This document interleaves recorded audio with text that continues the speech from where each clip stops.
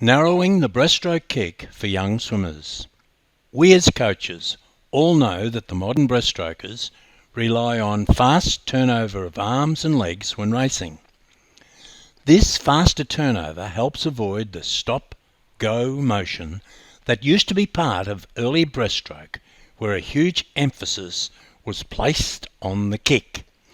In order to get this fast turnover when racing, there has been, over the swimming decades, a gradual narrowing of the breaststroke kick. The modern breaststroker then needs powerful thighs and very flexible ankles for best results.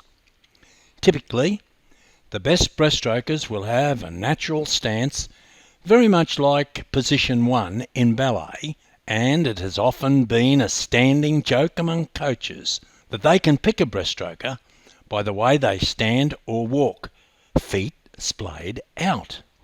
There are a number of ways to assist your age groupers to narrow the kick. The most obvious way is to use a pull buoy and place it high in the thighs while they execute the kick. If they lose the pull buoy, then the kick has been too wide. The underwater videos of these young swimmers practicing this drill shows one glaring mistake. The kick is narrow, great, but the thrust is more down than back.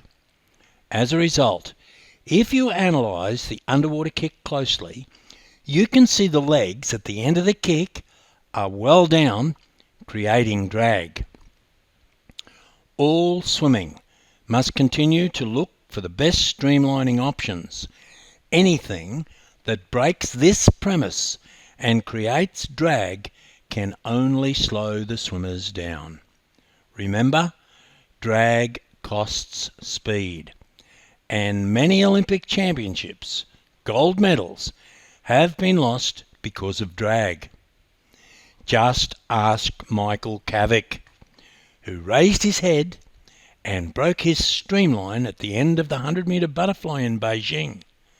Cavic was in front, but was beaten by Michael Phelps by 1/100th of a second. Cavic lifted his head out of the streamline position and created drag. Phelps was able to come over the top and beat him on the touch. We must learn from these champions and convey these messages to our young chargers. As a coach of junior swimmers, slow the kick down and ask them to make sure after they thrust back, they lift their feet and point their toes, thus creating that perfect streamline position. The one thing junior swimmers must understand is that the kick is not finished until the feet are up, toes pointed in the streamline position.